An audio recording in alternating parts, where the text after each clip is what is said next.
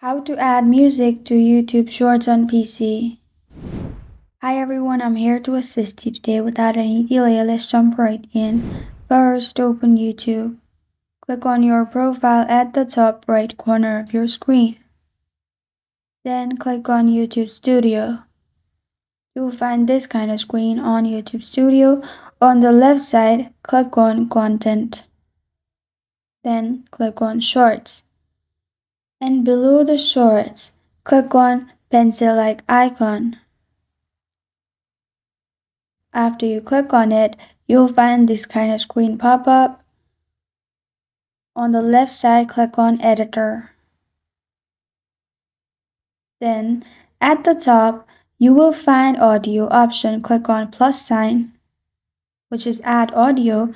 Then you can add audio from your library or old tracks from YouTube. As you can scroll or simply search as well. If you want to add the audio, click on plus sign beside the audio.